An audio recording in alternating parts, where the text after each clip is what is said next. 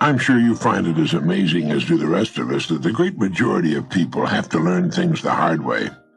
It's only natural to think that if a great discovery were made in a particular generation, all the succeeding generations would know about it and utilize it for their own good.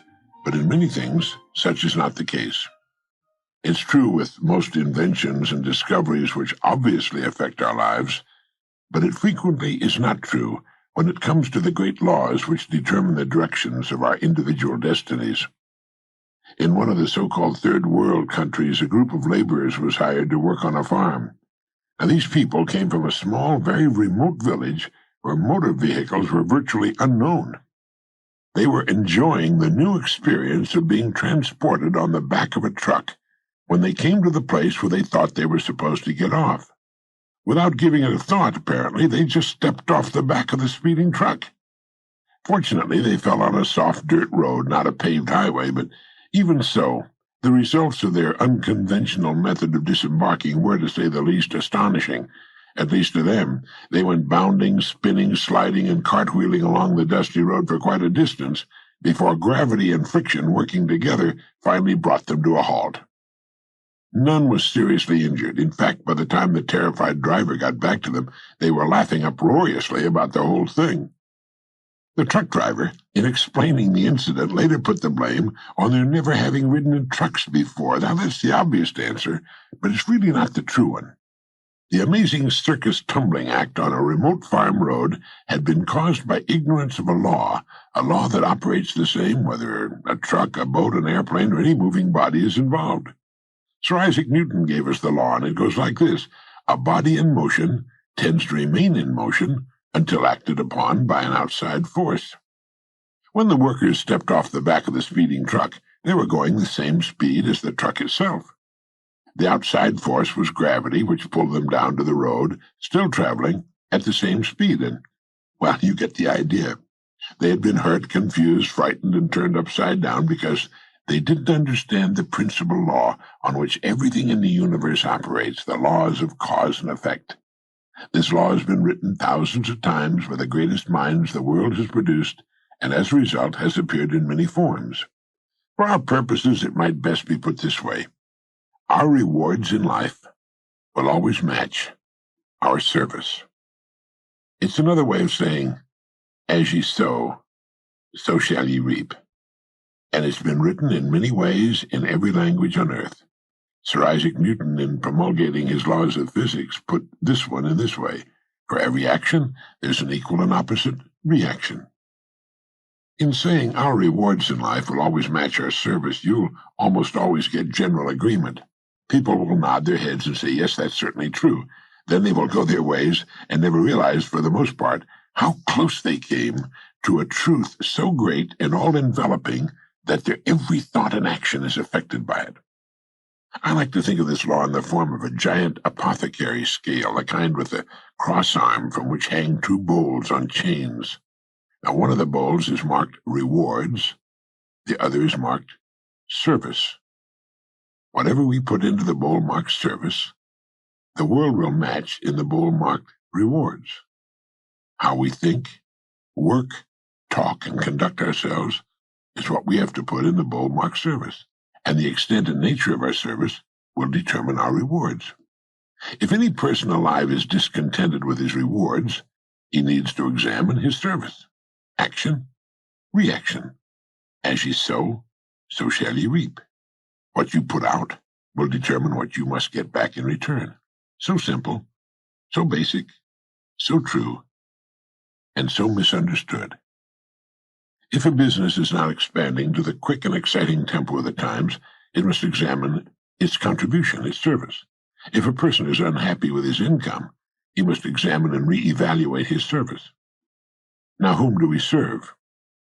Each of us serves a portion of humanity, and humanity, to any given person, is the people with whom he or she comes in contact.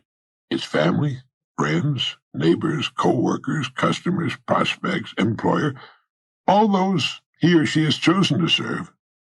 Everyone with whom we have any kind of contact is to us humanity, and to the extent that we serve, will our rewards be determined.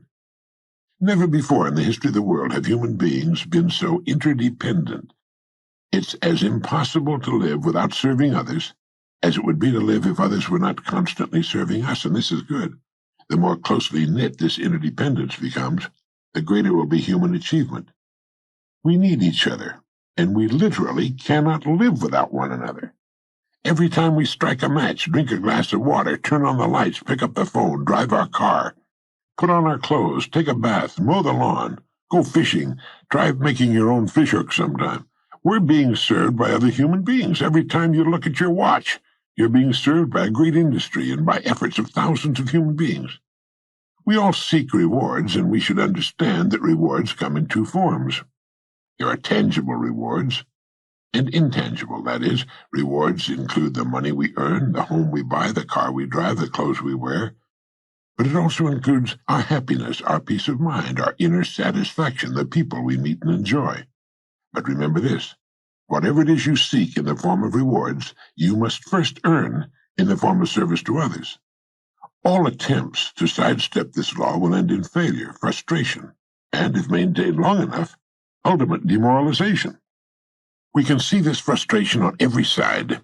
We can see it in the tense, strained, and nervous faces, in the mountains of tranquilizers which are consumed every day, and we can also see it in the slack, bovine-like faces of those who have found the whole game too complicated and have simply given up, surrendered to the push and pull of circumstances. How much of this do you suppose is due to misunderstanding or ignorance of this simple and wonderful law of nature? It's my belief that a great deal can be traced to this cause. Now, do you understand this law, fully understand it, intellectually and emotionally? If you do, you can chart a wonderful course through life. Just as the field workers stepped off a speeding truck, just as a child will put its fingers in the way of a closing door, just as a speeding driver discovers he's not going to make the curve, how many times have you been confounded because you acted contrary to the rules? Not just the rules of man, but the rules of nature. How many times have you been in the position of the man who sat in front of the empty fireplace and said, "Give me heat, and then I'll give you some wood"? People seem to be divided into those who understand that the wood must be put in before they can expect warmth, and those who feel they should get warmth whether they do anything about it or not, or who feel they should get maximum heat from too small a supply of wood. A person's discontent can be said to be represented by the distance between what he or she has and what he or she wants. Once that which is wanted has been achieved, the odds are good that still more will be wanted, because that's the way of people, and that's good. That's a healthy sign. Constructive discontent is what gives us our continuing upward spiral of civilization. So do this, if you haven't already. Let's assume you've determined what it is you want. Look objectively at the place in which you now find yourself, consider the distance separating you from your goal, and determine ways of increasing your service so you will build a bridge across it. This puts thinking and creative activity into living. It also assures us that our goals can be achieved by individual effort and in the shortest possible time. One morning I was having breakfast in a restaurant in Monterey, California, one of the most naturally beautiful places in the world. Suddenly I was aware of the young people sitting in the booth next to mine. It was obvious that they were very unhappy, and the young man, they couldn't have been over 25, was saying, "Well, I've tried everywhere, but no one wants to give me a job. I guess we'll have to go back home." It was apparent from their attitudes that they wanted to live on the Monterey Peninsula, but were about out of money and unable to find a job. But he had said, "Nobody wants to give me a job." He wanted someone to give him something, in this case a job. What might have happened if he had turned the whole idea around? What if he had said instead, "What do I know how to do that will serve some of the people of this beautiful part of the world? Or how can I or we be of value to this community? The people here will be happy to supply us with the living we need if we can think of some way to serve them. If we can think of some way to serve them. What do they need or want that we can supply? Do they need a handyman, a first-class housekeeper, or both? Can we wash and wax cars right in their driveways, detail them so that they look like showroom display models? Let's buy a pad of paper and a ballpoint pen and start thinking of all the things we can do to earn a living here. It'll give us time to think of other ways, more profitable ways. But that wash and wax idea might grow into quite a service for the community. But let's don't stop there. Let's think of some more ways we can start right here to be of service to the people who live here. Right there in the restaurant, instead of being depressed and considering themselves failures, they could have come up with a dozen or so ways in which they could have remained on the Monterey Peninsula and built a fine business for themselves. They didn't need a job. They needed to think, but they had never thought before. It was as foreign to them as speaking Urdu. There they were, two fine, bright, good-looking young people, with a world of opportunity beckoning to them, with two fine minds, and they were going to go back home. No one had ever told them about the gold mines they carried between their ears. Do you know how many people would have reacted the same way these young people had reacted? They are most of the people in the United States, or any other country for that matter. People will do everything in the world, even turn to crime, before they will think. George Bernard Shaw once commented, "I've become rich and famous by thinking a couple of times a week." Most people never think at all. The young couple in Monterey, conscientious as they were not sowing, therefore they could not reap. They were putting nothing into the community, therefore they could expect nothing in return. To some this seems unfair, but it isn't.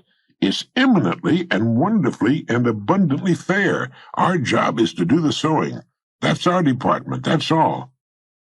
The rest will take care of itself. We've been given the equipment free and clear. All we are asked to do is use it. Unfortunately, thinking is not taught in the public schools, or most of the private schools for that matter. Thinking is a subject, incredible as it may seem, that is totally ignored. A person's world can be compared to a plot of ground. It exists, it's there, it has inherent within itself an astonishing potential, and is prepared to react to a person's every action.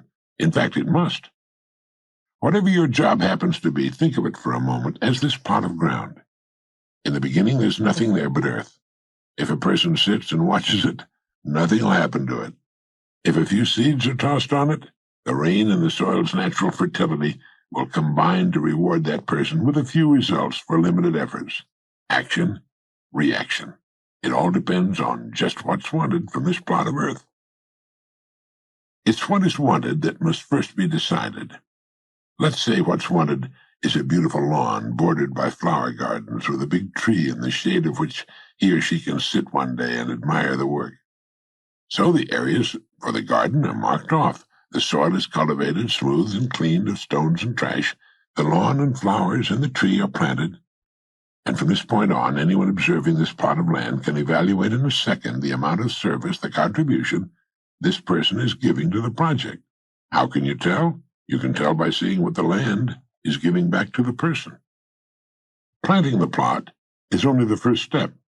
We're given the plot, that's all we should be given. It's what we do with it that will determine its degree of greatness and success.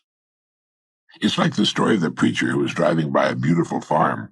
The fields were beautifully cultivated and abundant with well-cared-for crops. The fences, house, and barn were clean, neat, freshly painted. A row of fine trees led from the road to the house, where there were shaded lawns and flower beds. It was a beautiful sight to behold.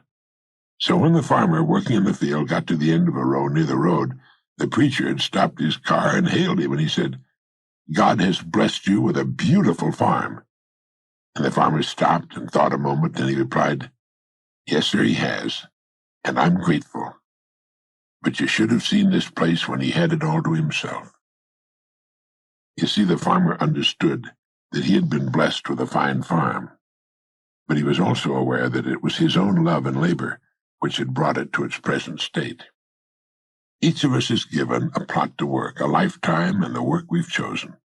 Like the farmer, we'll be grateful if we have the vision, imagination, and intelligence to build well and successfully upon the seemingly unimpressive land of our beginnings. Or we can let it fall into a haphazard condition with no real continuity or purpose behind it, with unpainted, ramshackle buildings surrounded by weeds and debris. It's the same land. It's what we do with it that makes the difference. The miracle is there, if only we're wise enough to see it and to realize that our fulfillment as persons depends upon our reaction to what we've been given. In thinking of ways of increasing your service, read books on your specialty. Read what others have found to work well for them. Listen to these tape cassette programs of ours. But at the same time, think of original and creative ways of increasing your service, ways that are unique with you and the way you are. Going at it strong for a week or a month and then falling back into old habits is just like working for a week or a month on that plot of ground and then abandoning it. Before long, it'll be no better than before. Each morning, and during the day, ask yourself this question: how can I increase my service today, knowing that my rewards in life must be in exact proportion to my service? Now do this every day, and you'll have started to form one of life's most valuable habits. Horace Mann wrote, "If any man seeks for greatness, let him forget greatness and ask for truth, and he'll find both." You see, you can cut away all the confusion and complications and nagging worries and vague, half-formed fears by returning to the great truths, the great laws, the great verities on which all success, all accomplishment, in which the whole world is built. Drive down any street in the country, any street in any neighborhood or farm community, any street at all, and you can quickly see what the people on that street are doing for the good of the community by observing what the community is doing for them. Have you ever looked at it that way? We can tell by looking at a place of business what it's doing for the community by observing what the community has done for the place of business. Is it thriving and growing, or is it just holding its own, or soon to go out of business? Whatever the situation, it's a reflection of its service, how well its service, whatever it may be, is being accepted by the people. Is it meeting their needs and wants? It's the same with families and their places of residence. That's why I said you could drive down any street. Some streets are lined with beautiful, expensive homes, while some neighborhoods are obviously suffering from poverty, ramshackle, with weeds growing in the yards, tin cans and rubble strewn everywhere, rusted cars. It's a reflection of what the people living in those homes, beautiful and expensive, or run down and filthy, are doing for them and for the community. That's it. It's always been a matter of interest to me that in neighborhoods with high unemployment, the people there don't seem to have enough time to keep their homes and yards tidy. While those working the hardest, while those doing the most, have the cleanest, most attractive homes with well-manicured lawns and flower gardens. Environment is a mirror of the people in that neighborhood. Change the people, and the environment will change accordingly. It reminds me of the old saying, "What you are, speak so loudly, I can't hear what you're saying." One day a man was watching a professional football game on television. His 5-year-old son kept bothering him, so he took a page of the Sunday paper with a full-page airline ad on it showing a picture of the world, the planet Earth as seen from space. He tore the page up into a dozen pieces and gave them to his son. He said, "Here, put this together with this cellophane tape and show Daddy how smart you are." Then he went back to watching his football game. Well, in a surprisingly short time, the youngster had the picture all taped back together. It wasn't very neat, but it was a very good job indeed for one so young. "Hey, that's amazing," the father said. "How did you put that world together so quickly?" And the little boy said, "There was a picture of a man on the other side. I just put the man together, and then the world was all together." The youngster was no doubt surprised by the big warm hug he got. "That's right, son," the father said. "When the man's all together, his world is all together too."